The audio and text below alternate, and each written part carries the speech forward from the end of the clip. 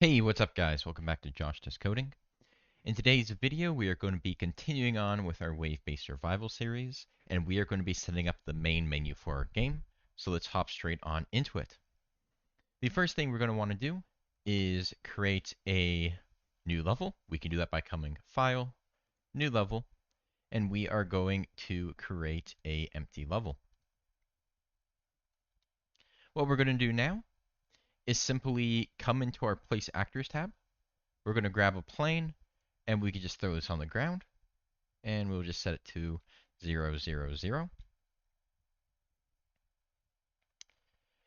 Now we can go ahead and set this to be hidden in game.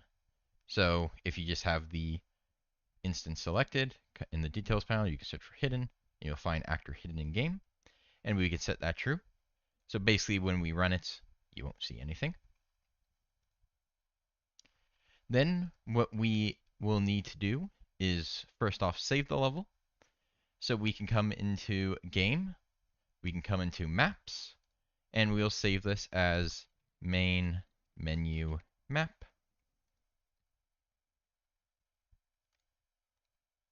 Then we will need to create our character for the main menu.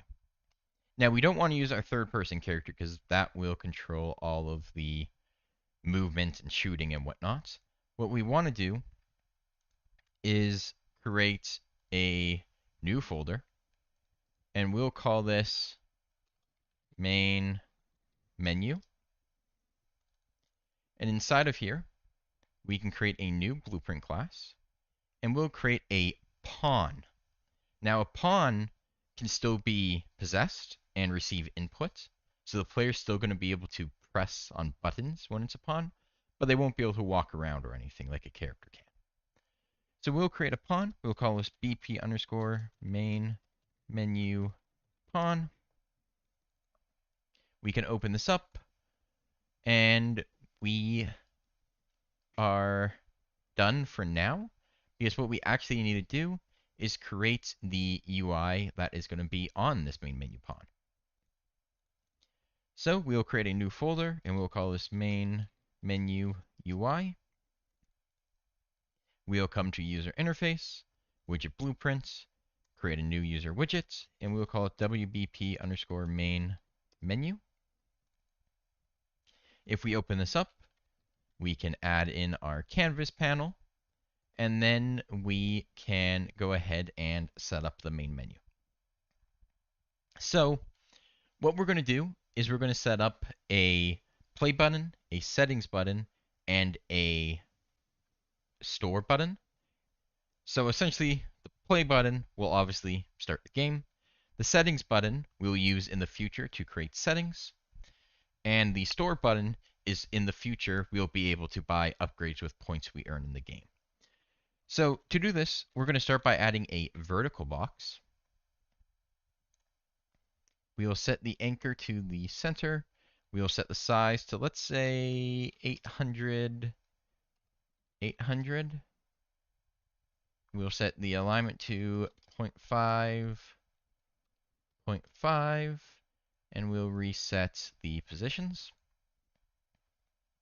What we can do now is drag in 3 buttons, just like so, and then we'll drag a text for each of these buttons, just like so. In each of the buttons, we're going to select them, and we're going to hit fill. And then we are also going to go ahead and add a padding to the bottom of, let's say, 20. And to the bottom one, we'll add padding to top of 20, just so there's a bit of space in between them. You can, of course, make this padding as much or as little as you want. It does not have to be 20. So we'll rename this first button play button, and we'll set the text to start game, and I can throw a space in there. We can, of course, change the font to be bigger if we want, so that we can make this 48. Or, of course, you can set this to whatever you want.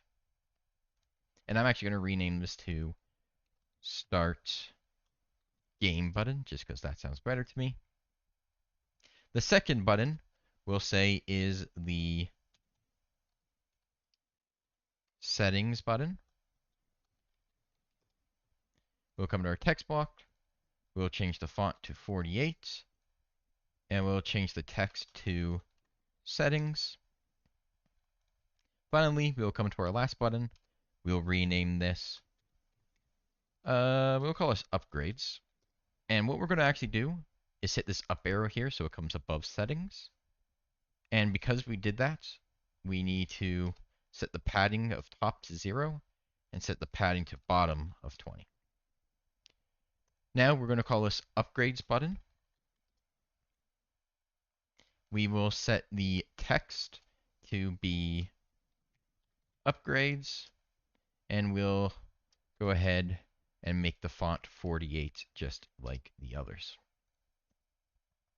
So like I mentioned in today's video, we're specifically going to be setting up the start game, as we don't have any logic for upgrades or settings, as we'll be doing those in future videos. So on the start game button, we can come into our events, and just like with the end game UI, we are going to be using the onReleased event. So when we release this, we are going to open level by object reference, and we'll open our third person map, which is the map that we are actually playing the game in. Now, if we come back to our main menu pawn, we can come to our event graph. We can get rid of begin overlap and event tick. And on event begin play, we are going to create widget. The class is going to be our WBP underscore main menu. The owning player will be get player controller. And then we will add this to our viewports. We will then want to get our player controller, and we'll want to set input mode to game only, to UI only. Set input mode UI only. The widget to focus on will be the widget we just created, and we do not need to lock the mouse, and we do not need to flush the input. Now, we actually need to change a few project settings so that we start in the main menu. So in the settings tab, we can come to project settings. Over on the left side under projects, we can come to maps and modes. And we are going to set the editor startup map to main menu map. And we'll set the default game map to main menu map. So the editor startup map is the map you'll initially load when you open the editor. So you can really set this to anything you want. The game default map is what the map will be when you open the actual packaged version of your game. So this is the key one to have set to your main menu. Finally, one more thing we need to do is come over to world settings. And from here, we're going to want to create, or we'll want to override, we'll want to create a new game mode.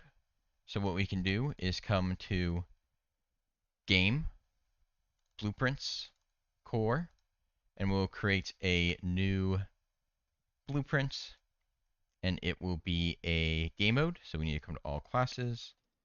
We can go ahead and search game mode, and we'll get game mode base. We'll call this BP underscore main menu game mode.